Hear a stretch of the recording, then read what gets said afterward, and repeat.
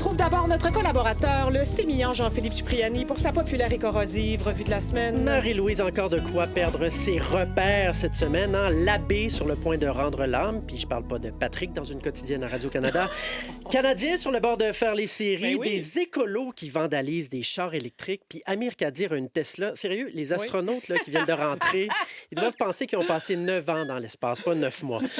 Au Québec, après la victoire éclatante et attendue du PQ dans Terrebonne lundi, Concrètement, on va pouvoir travailler encore plus fort parce qu'à 4, disons que passer à 5, on se plaindra pas. C'est notre première députée aussi, député hein, Oui. pas dans le sens de A, B, C, D, E, dans le C5, là, mais une première femme. Oui. Puis jeudi, le co-porte-parole de Québec solidaire, Gabriel Nadeau-Dubois, démissionne après 2 ans de crise interne. Je suis usé.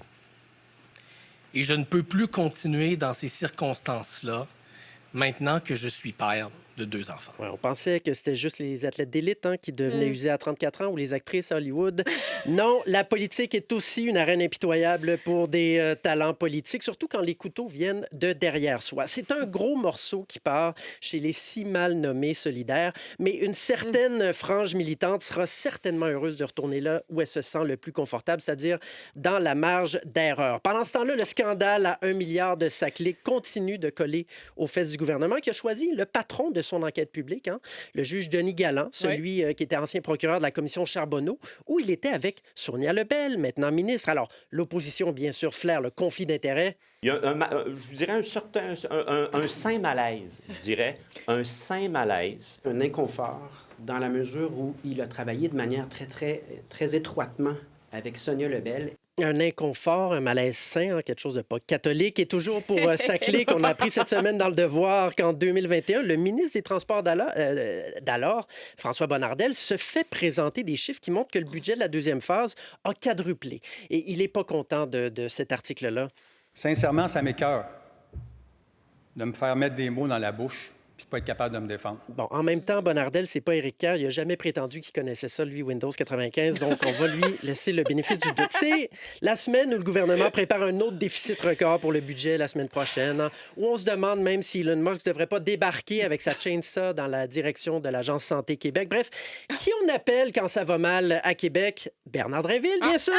Le ministre de l'Éducation qui a déposé jeudi son projet de loi pour interdire les signes religieux à presque tout le personnel scolaire et le visage couvert chez les élèves, en ayant encore une fois recours à la clause dérogatoire. Souvenez-vous, la semaine dernière, quand il nous parlait de la poignée de cas répertoriés. Elle porte le hijab, puis elle ajoute un masque médical. Bon, quand on lui a demandé cette semaine si c'était vraiment un problème répandu, il a répondu... C'est le principe ici qui est en cause, pas juste le nombre, le principe. Le principe. Oui, un principe politiquement très payant, accueilli avec un peu plus d'indifférence que la loi 21, on va se le dire, parce qu'on sait qu'il veut finir ce qu'il n'a pas réussi à terminer avec le PQ et sa charte des valeurs.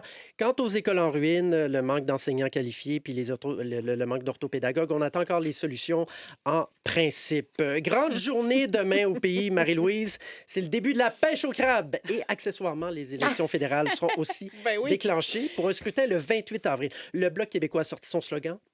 Je choisis le Québec. Le NPD lui a copié le titre de l'émission de cuisine de Daniel Pinard.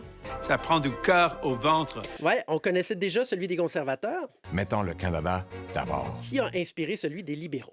Nous gardons le Canada fort. Et les annonces commencent déjà. Le premier ministre Mark Carney, fraîchement revenu d'Europe, signe un partenariat avec l'Australie pour l'Arctique. Il se demande aussi si c'est une bonne idée d'acheter des F-35 aux États-Unis quand il contrôle le logiciel qui permet à l'avion de décoller. Hein. Il veut aussi se réarmer avec l'Europe et la Grande-Bretagne. Et il cite à la fois Jean Lesage et son coach de vie. Nous sommes maîtres chez nous. Nous contrôlons notre propre destinée. Pas sûr. Même l'idée d'adhérer à l'Union européenne commence à circuler. On pourrait croire que c'est déjà le cas. Je reviens du plateau Mont-Royal, du coup. Le recentrage de Mark Carney fonctionne quand même dans les sondages, surtout qu'il pique plein d'idées aux conservateurs de Pierre Poilievre, qui doit, lui, s'adapter. Hein. Cette semaine, Pierre Poilievre a promis d'éliminer toute tarification carbone aux entreprises. Ça veut dire plus aucun prix à la pollution. Mais regardez comment il a tourné ça. Ça va permettre aux entreprises d'investir cet argent-là dans les emplois. On doit passer une grande réduction d'impôts et de taxes patriotiques. Oui, une réduction d'impôts patriotiques, réduire les moyens de l'État au nom de sa souveraineté, il fallait y penser. Ce qui interpelle, c'est aussi la décision des conservateurs d'exclure les journalistes de leur caravane de campagne. Hein. Au début, on disait que c'est des raisons financières, mais c'est pas sérieux parce que les médias payent pour être sur ces caravanes-là, autour de 35 000 $. Alors, Pierre Poilievre en fait plutôt une question d'équité. Les médias seront à chaque annonce. Il va y avoir des questions. Et ça va aussi nous donner la chance d'écouter les journalistes régionaux. Oui, dire journalistes régionaux, en fait, il a déjà dit qu'il considère les médias alternatifs, les influenceurs, les podcasteurs, sur le même pied que les médias officiels, là, ceux qui sont astreints aux règles de déontologie journalistique. Alors, c'est eux qui vont être avantagés parce qu'ils vont partir du même pied que les médias rigoureux. Et on perd ce qui est précieux dans une campagne, dans une caravane de campagne, c'est-à-dire tout ce qu'on ne voit pas dans les points de presse, l'atmosphère d'une campagne quand elle s'écrase ou quand, au contraire, elle décolle. En même temps, les conservateurs se sont pas fait prier pour payer le 75 000 $ réclamé par TVA pour organiser ces fameux face-à-face. Hein? C'était ça, ou mettre les chefs dans les costumes des chanteurs masqués. Le Bloc aussi va payer... Ouais, moi, j'aurais aimé ça. Le Bloc aussi va payer. On attend encore la réponse des libéraux puis du NPD. Puis au pire, Pizza Salvatore pourrait peut-être financer l'événement. Sait-on jamais. Oui. Donald Trump est quand même venu mettre le trouble en vue de la campagne cette semaine en disant ceci sur Pierre Poilievre. The conservative that's running is stupidly no friend of mine. I don't know him, but he said negative things. So... Il n'est pas mon ami, je le connais pas, mais il dit des choses négatives sur moi. Tant qu'à faire, je préfère un libéral. Bon, peut-être qu'il préfère vraiment Mark Carney, parce que Trump a quand même un long historique de rouler ses banquiers dans la farine. Mais pas plus tard qu'en janvier, quand les conservateurs menaient dans les sondages. Certainly it would be very good. Our views would be more aligned, certainly. Il espérait la victoire de Poilievre parce que leurs visions sont plus alignées. Alors, pourquoi il a changé d'idée? Est-ce que Trump a compris qu'il peut nuire aux conservateurs? Ça rappelle l'appui un peu incompréhensible de Vladimir Poutine à Kamala Harris l'an dernier. Évidemment, Pierre Poilievre a sauté sur la déclaration de Trump en l'interprétant comme un appui à Mark Carney. M. Trump sait qu'il va pouvoir dominer Mark Carney et les libéraux et affaiblir le Canada. C'est ça ce qu'il veut. Tout en profitant pour dire qu'il bench gros au gym. Là. Moi, je suis un gars qui est fort et qui est ferme. Bravo. Sauf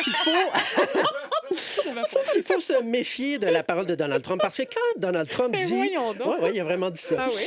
Parce que quand Donald Trump dit de quelqu'un « je le connais pas » comme de Poilievre, c'est presque toujours l'inverse. Sur la femme qui a agressé sexuellement en 96. I never met this woman. Sur une chroniqueuse de droite conservatrice qui l'avait lâchée. Ann Coulter, I don't know her. Sur son gars qui cherchait des scandales de corruption sur Joe Biden pour lui nuire à l'élection. I don't know him at all. Don't know what he's about. Don't know where he comes from. Sur le directeur au Conseil de sécurité qui a témoigné des pressions de Trump dans la même affaire.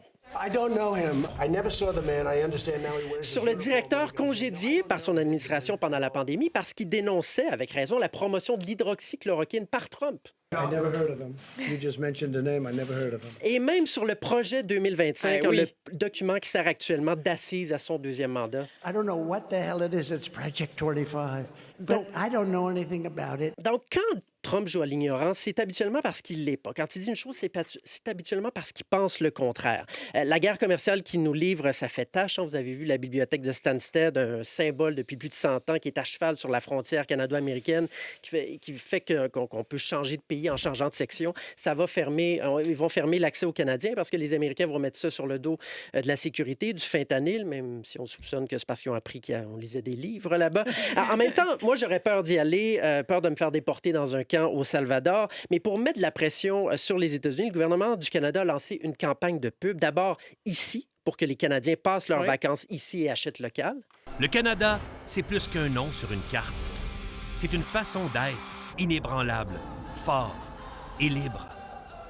Rémi-Pierre Paquin et la petite tourne du Canada. Et une campagne de pub aussi destinée aux Américains que Mélanie Joly a expliqué ainsi. On passe le message que les droits de douane sont une taxe contre les Américains qui travaillent fort. Mais Donald Trump a d'autres chars à fouetter. D'ailleurs, Rachel va nous en parler tout à l'heure, mais il a signé aussi un décret pour démanteler le département de l'éducation aux États-Unis.